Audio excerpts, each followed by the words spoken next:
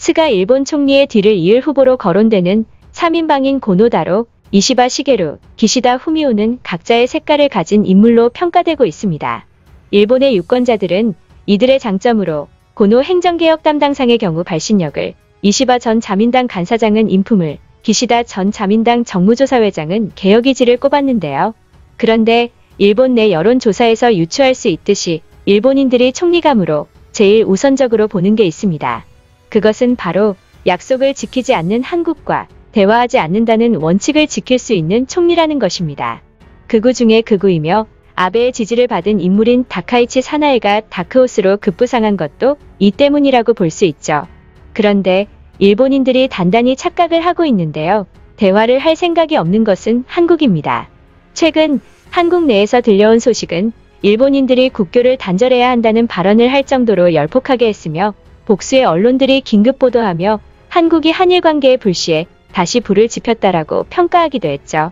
과연 무슨 내용인지, 외신들의 평가는 어떠한지 자세히 알아보겠습니다. 우리는 과거로 거슬러 올라가 오늘날 한일 관계가 악화될 수밖에 없었던 이유에 대해 생각해 볼 필요가 있습니다. 일본이 한국에 억지를 부리고는 있는데 정확히 어떻게 억지를 부리고 있는지 제대로 파악해야 한다는 것이죠. 일본이 한국에 거짓말하는 국가라고 주장하는 이유는 한일 기본조약의 제2조에 대해 일본이 역겨운 해석을 하고 있기 때문입니다.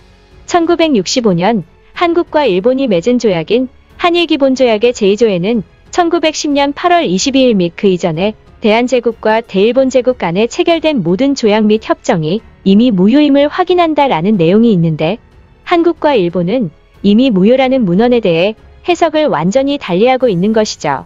조약의 무효 시점이 언제인지를 따지는 것은 35년간의 일제강점기가 합법인지 불법인지에 대한 문제로 귀결되기 때문에 당연히 중요한 요소가 될 수밖에 없으며 이 부분에 대해 한국은 당초부터 무효라고 해석하고 있고 일본은 이제는 무효라고 해석하고 있는 것입니다. 한국이 주장하는 당초부터 무효라고 해석하면 일제가 대한제국의 국권을 침탈하면서 경술국치에 이르러 조선을 식민통치하는 일련의 과정이 불법 행위가 된 고, 일본이 주장하는 이제는 무효라고 해석하면 일제가 대한제국의 국권을 침탈하고 경술국치에 이르러 조선을 식민통치하는 일련의 과정이 합법 행위가 되는 것이죠. 자, 그러면 왜 한국의 주장이 옳고 일본의 주장이 억지인지 살펴봐야 합니다. 당초부터 무효가 될 수밖에 없는 이유는 을사조약은 이름은커녕 조약으로서 조약명이나 내용 등등이 빠져 있었고 국가의 주권자인 고종 광무왕제의 비준이 없었으며 조약을 체결할 때 고종의 옥새 도장 대신 관료의 도장만 들어가 있었습니다. 또한 한일합방조약을 내각총리 대신 이완용이 작성하였지 국가의 주권자인 순종 융의왕제의 비준이 없었으므로 한국에서는 조약 불성립론을 내세워 당연히 불법으로 볼 수밖에 없는 것이죠. 게다가 한국은 고종 광무왕제의 장례식에 일어난 3.1 운동으로 대한민국 임시정부가 수립되어 대한의 주권을 대한황제로부터 대한국민이 계승하였다는 입장이며 이 부분은 대한민국 헌법전문에 따른 대한민국의 정체성입니다. 즉, 한국에서 일제의 식민 지배가 불법이라고 판단하는 것은 한국 영토에서 최고의 법률인 헌법에 기초한 판단이라는 것이죠. 그렇기 때문에 한국은 대한제국과 대일본제국 간에 체결된 모든 조약 및 협정이 당초부터 무효라고 해석하며 35년간의 일제강점기는 불법이니 배상금을 받아야 하나 1965년에 한국이 양보해 양국의 민사적 재정적 채권 채무 관계를 해소하는 과정을 통해 유무상 8억 달러로 보상받는 선에서 이 문제를 덮어두었지만 개인의 청구권에 관한 문제는 국가 간 협약으로 재단할 수 없으며 반인도적 불법행위에 대한 배상 문제는 남아있다 라고 주장하는 것입니다. 일본은 이런 한국의 주장에 거짓말하는 국가라는 프레임을 씌우고 수출 규제 등의 대외적 분쟁까지 일으키며 한국의 입장을 바꿔놓으려 했지만 한국은 절대 물러서지 않았습니다. 오히려 더 강경하게 맞섰고 최근 한국에서 들려온 소식은 한국이 관계 개선을 원하고 있을 줄 알았던 일본인들을 벙찌게 만들었습니다. 문 대통령은 지난 14일 위안부 희생자들에게 영상 메시지를 보내 살아있는 동안 한을 풀어주지 못해 죄송하다며 피해자 중심의 문제 해결이라는 국제사회의 원칙을 지켜 개개인의 명예를 회복하고 모든 방법을 동원해 마음의 상처를 치유할 수 있도록 돕겠다고 말했고 그 말을 대변하듯 한국 법원은 다시 일본 정부의 배상명령, 재산개시 청구 판결을 내렸습니다.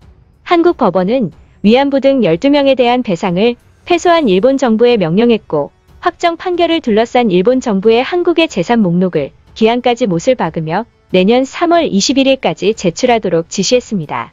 1965년 한일 기본조약에서 청구권 협정이 체결되어 위안부 문제는 이미 해결된 상태라고 주장하고 한국이 자꾸 조약을 파기한다면 추가 제재가 있을 수도 있다고 엄포를 놓은 일본에 한국의 의지를 보여준 것입니다. 이에 미국 LA타임스 등 주요 외신들은 한국이 한일 관계의 불씨에 다시 불을 지피고 있다며 일본의 예상과는 달리 한국은 추호도 일본과 관계 개선할 의지가 없어 보인다고 평가했습니다. 또한 한국은 풀리지 않는 양국의 역사 문제에 외교적 해결을 호소하는 것처럼 보였지만 이번 한국의 조치는 두 정부의 생각이 평행선인 것을 재확인시켰으며 한국은 일본 정부로부터 경제 제재를 받는 것을 두려워하지 않고 있다고 논평했습니다. 일본의 수출 규제는 자충수이자 한국이 이기는 싸움으로 윤곽이 드러나고 있으니 당연히 두려워할 필요가 없죠. 자, 그렇다면 일본 반응이 궁금해지는데요. 한국이 미치도록 일본과 대화하고 싶어하고 관계 개선을 원할 줄 알았던 일본인들은 큰 충격을 받은 상태입니다. 자세한 일본 반응 알아보겠습니다. 한국이 어떻게 저런 자신감으로 차 있는지 의문이다. 이제 일본의 경제 제재를 어떻게 대처하는지 방법을 알았다는 건가? 한국의 버릇을 고치기 위해 우리의 세계적인 경제력으로 더 강한 조치를 취하는 게 유일한 방법이다. 한국은 수출 규제 같은 경제 제재를 대처하는 방법만 깨우친 것이 아니라 제재를 이겨내고 성장하는 방법까지 알게 됐다. 과거와는 달리 조금이라도 일본에 숙이지 않는 것은 한국이 엄청난 자신감에 차 있다는 것을 말해준다. 한국을 자극하지 말고 그냥 무시하는 게 답이다. 한국을 무시하면 일본은 무시한 대가를 치르게 될 것이다. 우리들은 애써 부정하고 있지만 한국의 파워는 나날이 강해지고 있는 것이 현실이다. 한국이 일본과 대화할 의지가 없다는 것을 다시 보여준 만큼 이번에는 일본 측에서 조금은 한국을 설득하기 위해 움직였으면 한다. 한국의 성장을 지켜보고만 있지 말자. 한국이 급성장을 하고 있는 것도 아닌데 우리가 두려워하고 있는 마음을 갖고 있는 것은 일본의 성장이 더디기 때문이다. 국력은 결국 경제력으로부터 나오는 것이며 일본은 과거의 영광을 되찾아야 한다. 한국의 힘이 강해지는 것 따위는 신경도 쓰지 않는 초강대국이 다시 되어야 한다. 한국은 언제부터 일본을 상대로 당당할 수 있게 되었나. 일본의 국력이 낮아진 게 체감돼서 절망스럽기만 하다. 과거에 미국의 패권을 위협하던 자리에서 너무 많이 내려온 것이 아닌가. 이렇게 굴욕을 당할 바에는 차라리 한국과 의견을 모았으면 하는데 그것은 불가능하다.